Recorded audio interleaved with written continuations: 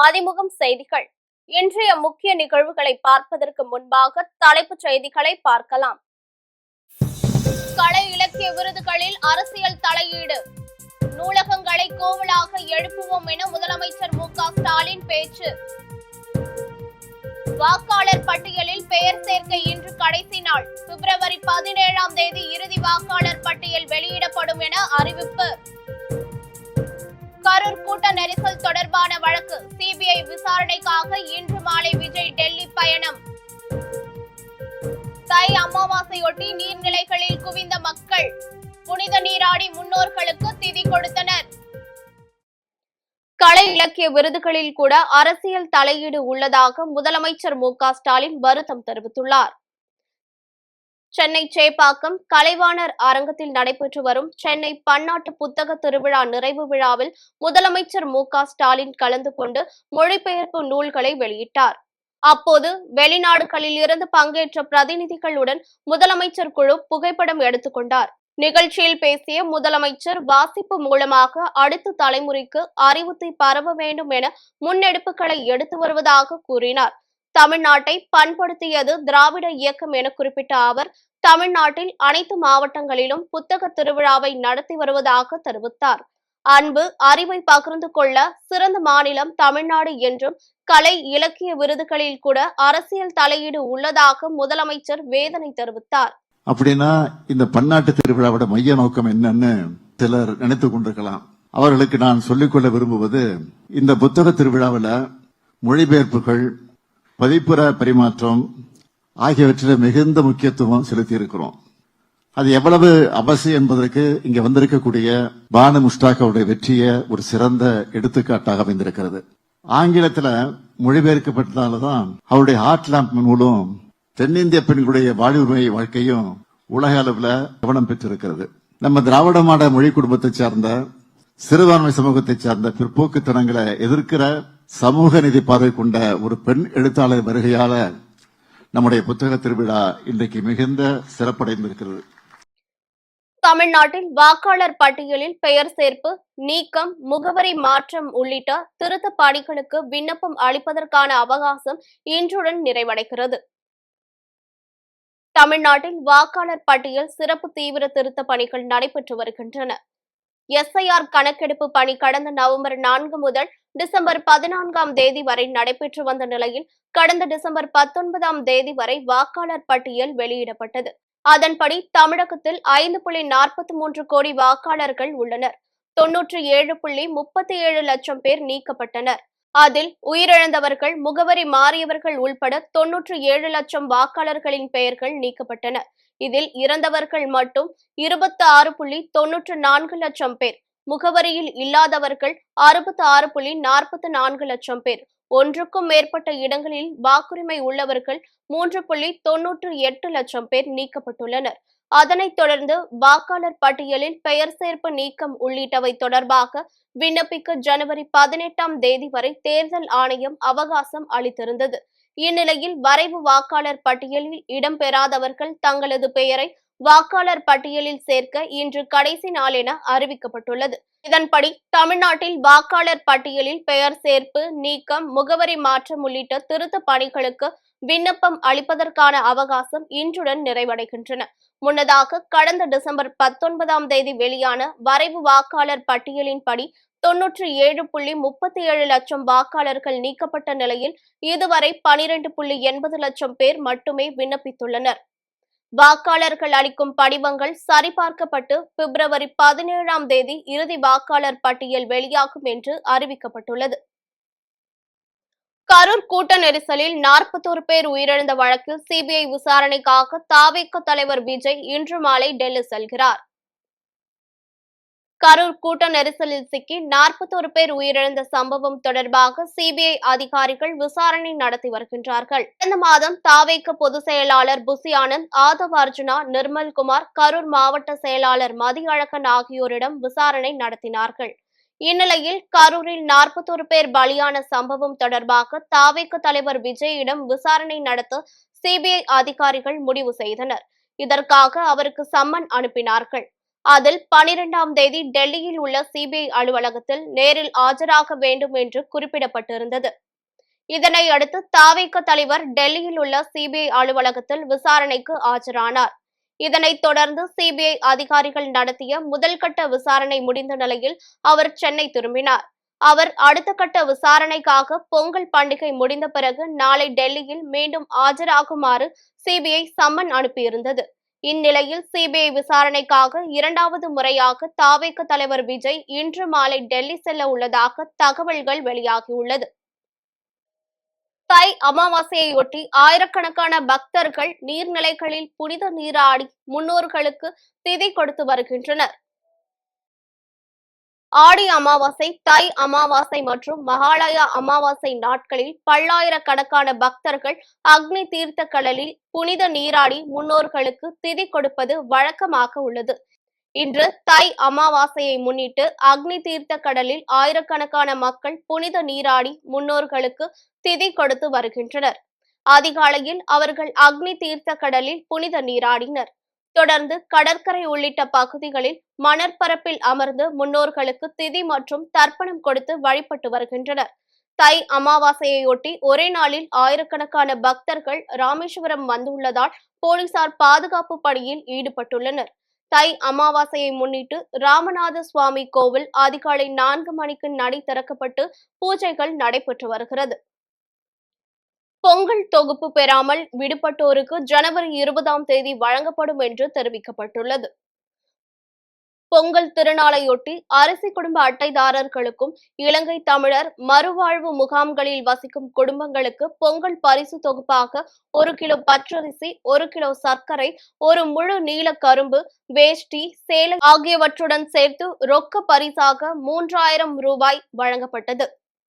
இந்த திட்டத்தை முதலமைச்சர் மு.க.ஸ்டாலின் கடந்த 8ஆம் தேதி சென்னையில் தொடங்கி வைத்தார். தமிழ்நாடு முழுவதும் குடும்ப அட்டைதாரர்கள் பொங்கல் பரிசு தொகுப்பு பெறுவதற்கு டோக்கன்கள் விநியோகம் செய்யப்பட்டன. பொங்கல் தொகுப்பு வழங்கும் பணியில் சுமார் 50,000 கூட்டுறவுத்துறை பணியாளர்கள் பணியில் ஈடுபட்டனர். இந்த நிலையில் பொங்கல் தொகுப்பு பெறாமல் விடுபட்டோருக்கு ஜனவரி 20ஆம் தேதி முதல் மீண்டும் வழங்கப்பட உள்ளது. சபரிமலை ஐயப்பன் கோவிலில் பக்தர்களுக்கான அனுமதி நாளையுடன் முடிவடைகிறது. சபரிமலை ஐயப்பன் கோவிலில் மண்டல மகர விளக்கு பூஜைக்காக 2025ஆம் ஆண்டு நவம்பர் 16ஆம் தேதி அன்று மாலை சபரிமலை கோவில் நடை திறக்கப்பட்டது. 41 நாட்கள் மண்டல காலம் முடிந்து டிசம்பர் 27ஆம் தேதி அன்று மண்டல பூஜை நடைபெற்றது. அதன் பிறகு கோவில் நடை அடைக்கப்பட்டது. மீண்டும் மகர விளக்கு உற்சவத்திற்காக டிசம்பர் 30ஆம் தேதி மாலை திறக்கப்பட்டு பக்தர்கள் தொடர்ந்து சாமி தரிசனம் செய்ய அனுமதிக்கப்பட்டு வருகிறார்கள். ஜனவரி 14ஆம் தேதி மகர சங்கராதி தினத்தன்று மகர விளக்கு பூஜையும் அதைத் தொடர்ந்து மகர ஜோதி தரிசனமும் நடைபெற்றது. மகர ஜோதி உற்சவத்தை முன்னிட்டு இன்று 30,000 பேருக்கு மட்டுமே சாமி தரிசனம் செய்ய அனுமதிக்கப்பட்டிருந்தது. கூட்ட நெரிசல் ஏற்படுவதை தவிர்ப்பதற்காக பக்தர்களுக்கு பல கட்டுப்பாடுகள் விதிக்கப்பட்டிருந்தது. இந்நிலையில் நாளை இரவு 11 மணி வரை பக்தர்கள் சாமி தரிசனம் செய்ய அனுமதிக்கப்பட உள்ளனர். அதன் பின்னர் நடை அடைக்கப்பட உள்ளதாக தேவஸ்தானம் தெரிவித்துள்ளது. எடப்பாடி பழனிசாமி சொல்வதை செய்ய மாட்டார் என அமைச்சர் ரகுபதி தெரிவித்துள்ளார். புதுக்கோட்டையில் செய்தியாளர்களை சந்தித்த அமைச்சர் ரகுபதி எடப்பாடி பழனிசாமி அறிவித்துள்ள அறிவிப்புகள் காப்பி பேஸ்ட் செய்துள்ளார் என விமர்சித்துள்ளார். நாங்கள் சொன்ன வாக்குறுதியை நிறைவேற்றியுள்ளோம் என்பதை அவர் அறிவித்த திட்டங்கள் மூலம் தனது வாயால் ஒப்புக்கொண்டுள்ளார் எனவும் அமைச்சர் ரகுபதி தெரிவித்துள்ளார். இன்றைக்கு பொய்பாடி பழனிசாமியாக மாறியிருக்கின்றார். அன்றைக்கு எங்களாலே உரிமைத் தொகையை கொடுக்க முடியாது என்று சொன்னவர் இன்றைக்கு 2000 ரூபாய் உரிமைத் தொகையை கொடுக்க முடியும் என்று சொல்லியிருப்பதிலிருந்தே அந்த 1000 ரூபாய் எந்த அளவுக்கு மகளிர் மத்தியிலே மிக பிரமாதமான வரவேற்பையும் தலைவர் தளபதிக்கு மிக பெரிய வரவேற்பையும் தந்திருக்கிறது என்பதற்கு ஒரு எடுத்துக்காட்டான நிகழ்வாகும். திறமைக்கு அப்புறம் வருவோங்க. முதல்ல 1000 ரூபாயை கொடுக்க முடியாதுன்னு சொன்ன வாய் தான் எடப்பாடி பழனிசாமியினுடைய வாய். அந்த திருவாய் தான் இன்றைக்கு மலர்ந்து இருக்கிறது 2000 ரூபான்னு. அன்னைக்கு கொடுக்க முடியாது என்று சொன்ன எடப்பாடி பழனிசாமிக்கு இன்றைக்கு கொடுக்க முடியும் என்கின்ற யோசனையை கொண்டு வந்து கொடுத்திருப்பது திராவிட மாடல் ஆட்சி. இது எங்களுடைய ஆட்சியினுடைய வெற்றி. நாங்கள் மக்களை சென்றடைந்திருக்கிறோம் என்பதற்கு எடுத்துக்காட்டு இன்றைக்கு 1000 ரூபாயை நாங்கள் 2000 ரூபாயாக உயர்த்தி தருகிறோம் என்று சொல்லியிருப்பதை தவிர அவரை பொறுத்த வரைக்கும் மக்கள் நம்ப மாட்டாங்க. சென்னை மாநகராட்சி தூய்மை பணியாளர்களுக்கு பொங்கல் பரிசு வழங்கும் நிகழ்ச்சி நடைபெற்றது. சென்னை OMR சாலை கார்பாக்கம் பகுதியில் மாநகராட்சி 198வது வார்டில் பணிபுரியும் தூய்மை பணியாளர்களுக்கு பொங்கல் பரிசு வழங்கும் நிகழ்ச்சி நடைபெற்றது. திமுக வட்டக்கழக செயலாளர் தேவகுமார் ஏற்பாட்டில் நடைபெற்ற விழாவில் சிறப்பு விருந்தினராக சோழிங்கநல்லூர் தொகுதி MLA எஸ். அரவிந்த் ரமேஷ் கலந்து கொண்டு சுமார் 250க்கும் மேற்பட்ட தூய்மை பணியாளர்கள் மற்றும் மாநகராட்சி ஊழியர்களுக்கு புத்தாடைகள் மற்றும் பொங்கல் ஊக்கத்தொகையை வழங்கினார். பொங்கல் பண்டிகையை கேக் வெட்டி கொண்டாடிய தூய்மை பணியாளர்கள் சினிமா பாடலுக்கு நடனமாடி கொண்டாடி மகிழ்ந்தனர். அப்போது தூய்மை பணியாளர்களுக்கு போட்டிகள் வைக்கப்பட்டது. தை அமாவாசையொட்டி திருப்பரங்குன்றம் சரவண பொய்கையில் ஏராளமானோர் மக்கள் குவிந்தனர். தமிழ் கடவுள் முருகனின் அறுபடை வீடுகளில் முதல் படை வீடான திருப்பரங்குன்றம் அருள்மிகு சுப்பிரமணிய சுவாமி கோயிலில் தை, ஆடி, புரட்டாசி மாதங்களில் வரும் அமாவாசை தினங்களில் பொதுமக்கள் தங்கள் முன்னோர்களுக்கு நீர்நிலைகளுக்கு சென்று தர்ப்பணம் கொடுத்து வருகின்றனர். இந்த நிலையில் தை அமாவாசையான இன்று முன்னோர்களுக்கு தர்ப்பணம் கொடுப்பதற்காக சரவண பொய்கையில் ஆயிரக்கணக்கான மக்கள் புனித நீராடி முன்னோர்களுக்கு தர்ப்பணம் செய்தனர். புதுக்கோட்டை பிடாரியம்மன் கோவிலில் பொங்கல் திருவிழாவையொட்டி ஜல்லிக்கட்டு போட்டி நடைபெற்றது. புதுக்கோட்டை மாவட்டம் வடமலாபுரம் பகுதியில் பொங்கல் திருவிழாவையொட்டி ஜல்லிக்கட்டு போட்டி நடைபெற்றது. 5 சுற்றுகளாக நடைபெற்ற போட்டியில் 700 காளைகள் 300 மாடுபிடி வீரர்கள் களமிறங்கினர். இந்நிகழ்ச்சியை அமைச்சர்கள் ரகுபதி மற்றும் மெய்யநாதன் கொடியசைத்து துவக்கி வைத்தனர். இதில் திமுக வடக்கு மாவட்ட செயலாளர் கே. செல்லப்பாண்டியன், சட்டமன்ற உறுப்பினர் முத்துராஜா ஆகியோர் கலந்து கொண்டனர். இறுதியில் இப்போட்டியில் வெற்றி பெற்ற மாடுகளுக்கும் வீரர்களுக்கும் சிறப்பு பரிசுகளும் வழங்கப்பட்டது. போட்டியினை அப்பகுதியை சேர்ந்த 1000க்கும் மேற்பட்ட பொதுமக்கள் கண்டு ரசித்தனர். திருப்பத்தூர் பகுதியில் மதுபோதையில் இருசக்கர வாகனத்தில் சென்றவர் நிலை தடுமாறி கழிவுநீர் கால்வாயில் விழுந்து படுகாயமடைந்தார். திருப்பத்தூர் காமராஜர் நகர் பகுதியை சேர்ந்த வெங்கடேசன் என்பவர் ரயில்வே நிலையம் அருகே இருசக்கர வாகனத்தில் மதுபோதையில் சென்றபோது நிலை தடுமாறி கழிவுநீர் கால்வாயில் தவறி விழுந்தார். இதனை கண்ட அப்பகுதி மக்கள் உடனடியாக அவரை அரசு மருத்துவமனைக்கு சிகிச்சைக்காக அனுப்பி வைத்தனர். ஜெய்ப்பூர் எக்ஸ்பிரஸில் 17 வயது சிறுமியிடம் பாலியல் சீண்டலில் ஈடுபட்ட நபரை போலீசார் தேடி வருகின்றனர். பூனே மாநிலத்தை சேர்ந்த சஜித் அசாம் என்பவர் ஜெய்ப்பூர் பகுதியில் இருந்து சென்னை வரும் ஜெய்ப்பூர் எக்ஸ்பிரஸ் ரயில் வந்துள்ளார். அப்போது அதே ரயிலில் பயணித்த 17 வயது சிறுமியிடம் சஜித் அசாம் பாலியல் சீண்டலில் ஈடுபட்டுள்ளார்.